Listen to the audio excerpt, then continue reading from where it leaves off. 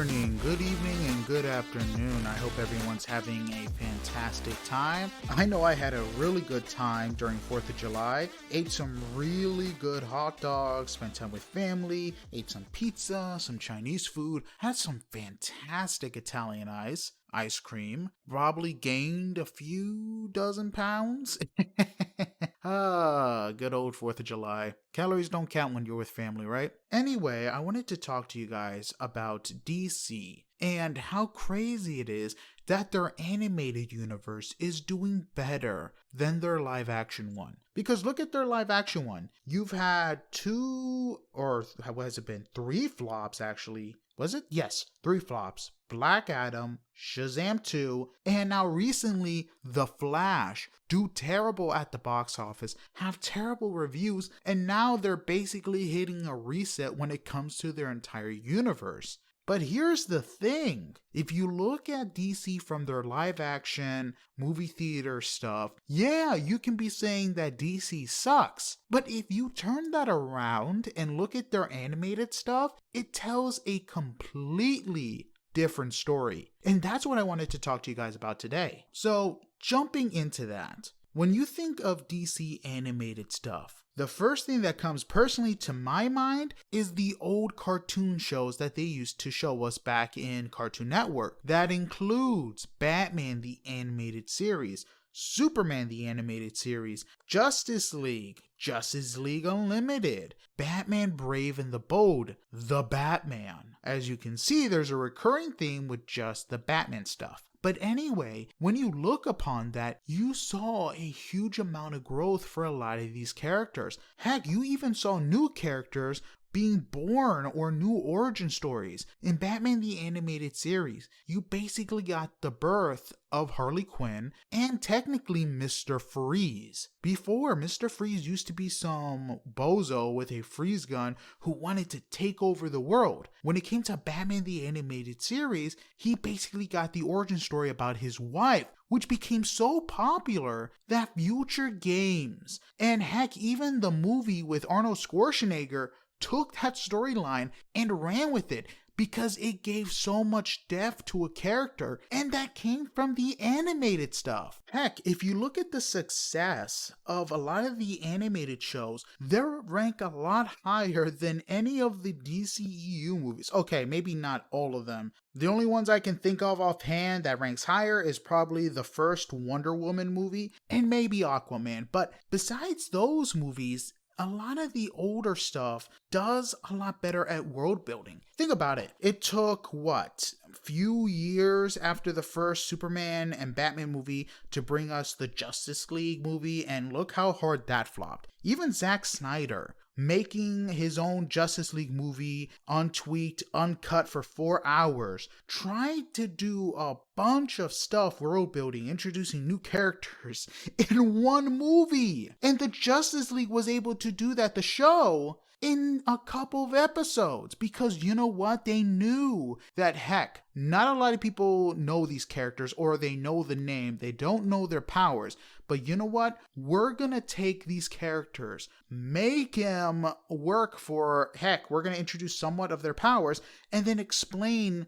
basically what they do, because we're able to expand upon that because this is a series. You're able to do that with a TV show, not a movie. And when it came to a lot of these characters, they were previously introduced in the 2 shows before that, Superman and Batman. And it really worked for them, because a lot of people didn't need to be reintroduced to these characters, or they knew enough about them that, okay, I can accept this person's here and this person's here, because we didn't have to do an entire origin story for them. And honestly, Marvel did it fantastically when it came to reintroducing Spider-Man. We didn't need to see another origin story. We knew exactly how this was done. The Flash, even with the Flash TV show from CW, everybody know who the Flash is. Nobody needs to see another origin story of how he got his powers, which actually works really well. Batman, already done. Superman, already done. James Gunn is running with that and not doing another origin story because we already know. And you know what? When it came to the animated stuff, that's how most of us got our introduction to these characters that we love. Look at the animated universe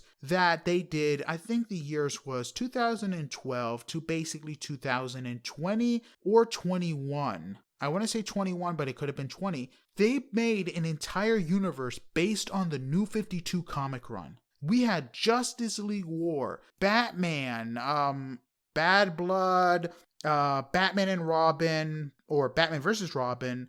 We also had the Court of the Owls. We also had, oh my god, I'm blanking on these, and I had most of them on DVD. But you also had Justice League Dark. You had Bruce Timm basically write an entire world, story build it, and basically make everybody want more. Because think about it, every Comic-Con he would introduce trailers to these new Batman or Justice League shows, or maybe the rarity that someone else besides Batman and Superman getting their own movie. Heck, I was surprised the Teen Titans got their own animated movie. Heck, I was surprised that the Justice League Dark got their own animated movie. But he knew what he was doing. He knew that he needed to build a universe. And you know what? The animated stuff works so well. If you looked at Justice League War, they have, let's see who was on that roster. Green Lantern, Superman, Batman, Shazam,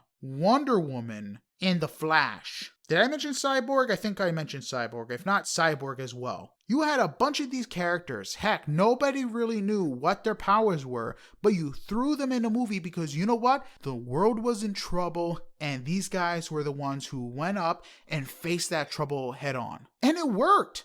Even if you look back at the Batman and Superman, their first crossover, it worked. You didn't have to do anything. All you needed to do was know that that was Batman, that was Superman, and just keep it running. You didn't have to start off. That was really great, and it's weird that Batman and Superman, the animated series crossover, did more and worked better than Batman v Superman, the movie. And you know what's funny? Batman and Superman, the animated series, the crossover had 2 episodes. They did what the other couldn't in an hour instead of a 2-hour and 30-minute movie. Because they added so much unnecessary stuff. Lex Luthor, you had the Joker working together, and they were able to pull everything off in an hour, basically, time slot. Maybe I'm missing an hour and 30, but within that time slot, was able to do more. Look at Batman, Mask of the Phantasm, the animated movie that went to theaters. That was based off the animated show. That was great. Sure, was it an origin story per se? But honestly, it was based off a TV show. Sure, they had to do it, but they basically added that to the story of who the main villain was, and it worked. It wasn't just, oh my god, it's Batman and we're going through everything again. No, because it was all interconnected to basically the present time. You kept going back and forth between the present and the past to tell a story. Does that sound familiar? Yes, because Man of Steel did it, and it was not that great because they kept jumping so many times where we didn't have any leeway. When it came to Mask of the Phantasm, hey, this is a character that he's talking to. Oh, who that character is? We're going back in time to learn about who that is and who that connection with the main character is all about. Superman didn't do that in Man of Steel, and we got such a weird trance. And it's funny, if you look at Man of Steel and then you look at Batman v Superman, the styles of both movies are completely different. I can't tell if that's because Christopher Nolan wasn't in Batman v Superman, but honestly, you can tell that too because the quality of Batman v Superman is much, much lower than frickin' Man of Steel. But anyway, going back to the animated stuff, you had basically success with so many people buying the animated movies that they kept building more. And they basically started off with the Flashpoint. Build it upon that. No one knew who the Flashpoint is? Well, sorry. We're basically telling a story.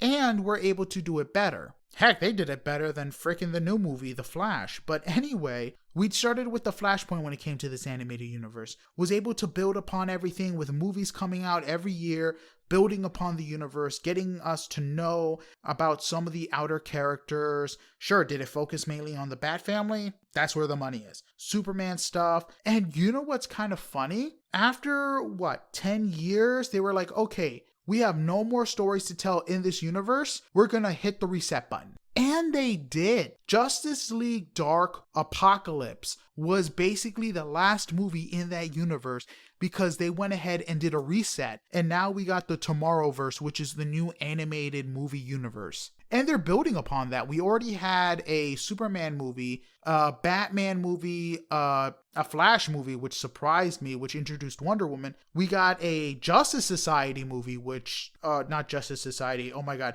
Legion of Superhero movie. Actually, we did have a Justice Society movie technically with the Flash movie. It was named Justice Society now that I think about it. But anyway, we had that, and now we're getting War World to introduce more characters. That's fantastic. Heck, we got a Green Lantern movie which was able to introduce Green Arrow and a bunch of other stuff, and we were able to show the stark differences between their counterparts. In the Green Lantern movie, in the Tomorrowverse, we got John Stewart, and we were shown that, hey, John Stewart is the new Green Lantern, but the Green Lantern Corps has already been established, and Hal Jordan was also established, so we're basically running with that. They basically wanted us to get straight into the action and tell the story that needed to be told, and you know what? These live action movies can take a page from the animated stuff because of the success that they're getting. Heck, we keep getting a whole bunch of cool animated movies that we don't know what to do with because they're so good. Sure, maybe you have some bad movies, but honestly, what series doesn't? But honestly, like I said, compared to the live action, compared to the animated stuff, you can see a stark contrast with the love and the hate. You really can. When it came to pre-DCEU, it was about an even step because you still had the Dark Knight Christopher Nolan series, which was really great. We were able to work with a Batman who took place in real life. Hey, what if Batman was real? That the animated movies could never really do. And that's the thing I kind of miss. Having these live action movies take these characters, do something different with them, and maybe grow upon their character and making us respect them more. The last movie that DC had that I can remember doing that was basically James Gunn's Suicide Squad. Made us respect and love Polka Dot Man a lot more. Introduced us to Peacemaker, who was a very obscure character. Gave us Ratcatcher 2, King Shark, Bloodsport, and other characters that we weren't familiar with and kind of redid them. Similar to what Batman the Animated Series did with Mr. Freeze, which is really cool when these writers decide to take characters that weren't really popular before and reintroduce them to make them more lovable. Heck, no one really knew, like I said, Peacemaker. No one really knew who that was. And then John Cena came to the scene with James Gunn and gave us a great TV show. A great, basically, movie. And we were able to go along with it because, hey, inspiration. But like I said, that's the one thing that DC has when it comes to their animated stuff, is people who basically dream these characters aren't able to go off on them. When it comes to the Tomorrowverse with their new animated universe, they're basically able to take, hey, the Justice Society, the freaking Legion of Superheroes, stuff that wasn't really popular before, or people forgot about these guys, and able to run with it to tell a story. Because remember, the Justice Society and Legion of Superheroes are stuff from the 80s and 70s. Heck, the Justice Society is something from the freaking 40s and 50s and hadn't really shown up in recent stuff. Maybe The Flash and maybe, oh my god, Stargirl, but those weren't really that popular and got canceled. Okay, maybe not The Flash. Calm down, CW fans, I can hear you. But anyway, heck, even the TV shows were able to do more than the movies. Look at The Flash. Look at the Arrowverse. They were able to take origin stories, redo them for an audience. Sure, did they make Green Arrow more like Batman than anything else? Yes, but they were able to build upon that and give us over 10 years of TV shows, seasons, characters, and gave us awesome iterations. I mean, honestly, Captain Cold from the Arrowverse has to be my favorite iteration. When it comes to other iterations in the DCEU, you know who's my favorite iteration out of all of these characters? Aquaman. You're going to tell me that Ben Affleck is the best iteration of Batman in the DCU? No, there are other better Batman. For me, Christian Bale, definitely better. Robert Pattinson did a fantastic job in the Batman, so he's up there too. Adam West, Michael Keaton, and all that stuff. When it comes to Aquaman, I don't think there's other past iterations besides the animated stuff. He's probably the first live-action movie Aquaman. I think there was a TV show, but anyway, yeah, he's the first and so far the best because he was able to take a character that was a joke and do his own thing with it. And that was really great. Honestly, fantastic. It's going to suck that they're going to recast him. Although him as Lobo is such an inspiration. But anyway, going back to the point, I wanted to bring this up because it's incredible. So when it came to the DC animated universe, this is just from their DVD sales. Not Blu-ray, not digital or streaming, just DVD. They made from the first Flashpoint Paradox all the way to Apocalypse War, which is within a 10-year span, $67.9 million. Now, some of you would be like, that's it? But you remember, these movies did not come out in theaters. These things came out straight to DVD, straight to streaming. And for them to make that much on DVDs alone, that's incredible. I guarantee you they probably made over 100 million or 200 million. And you know what's funny? The DC animated movie stuff cost $2 million each to make. That's a huge profit margin that DC decided to go, hey, we're going to keep this going and make an entire universe because we want to tell new stories, but aren't able to tell it right now in this universe capacity.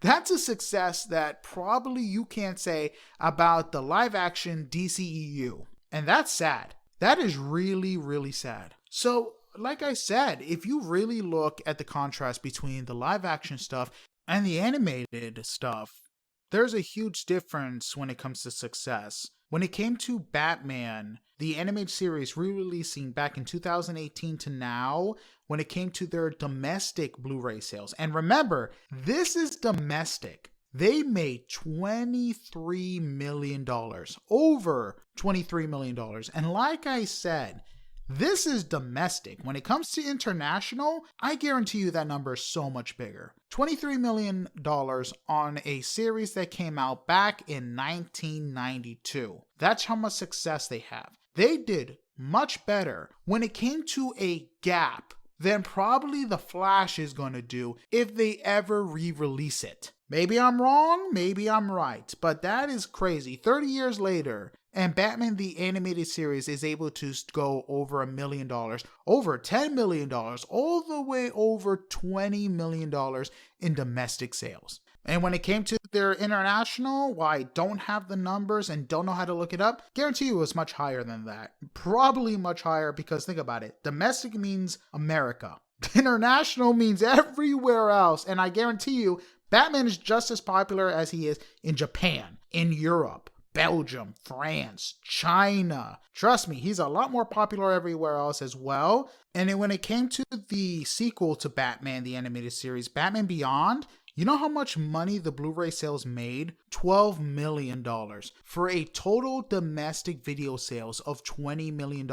So almost up there. And that's incredible. A series that is almost 20 years old. Actually, it's 20 years old. I think, my bad. Over 25 years old is still making that much profit when it comes back to the anime. Because you know what? They basically took that series, gave it the love and care that it deserved, built it up to great storytelling even till today. And it's more appreciated now because now fans of the series is able to reintroduce it to basically their children, their grandchildren, be like, hey, I used to watch this. This was incredible, and this is why, because it still holds up. And that's honestly DC's animated series in a nutshell. It still holds up. Whether it comes to the movies, when it comes to the TV shows, most of the time they're all good. Sometimes you have bad shows like Beware the Batman, but sometimes you have great hits like, oh my god, what's the other? Justice League Action, Batman Brave and the Bold, and everything else that came post Batman the Animated Series. And like I said, it's kind of sad that when it comes to Zack Snyder's DC Universe, we're not going to have that. Hopefully that happens with James Gunn because, like I said, when people complain that DC isn't up there anymore, they're sadly only looking at their live action stuff. When it comes to their DC stuff, they're still hitting hard and still giving us quality stories. And that's all we can ask for. Even if any of the James Gunn and live action stuff sucks, I just hope we still have the animated stuff because honestly, if you were to compare Marvel's animated stuff to DC's, DC wins every time, even over Spider-Man, the 90s series, Spectacular Spider-Man. DC knows how to basically give love to their animated stuff and flourish without the need to really think about the live action stuff. But anyway, that's it for today's episode. I hope you guys enjoy it. I'll see you guys next week, and hopefully you guys stay safe. It's going to be a little rainy and a little stormy this next week if you live on the Northeast. So please make sure you have your umbrella and make sure to drive slow, because if you're going down a mountain when it's raining, get ready to skid a bit. It's kind of scary. Anyway, like I said, I hope you guys have a good one. Sayonara, see you later, and have a blessed one. Goodbye.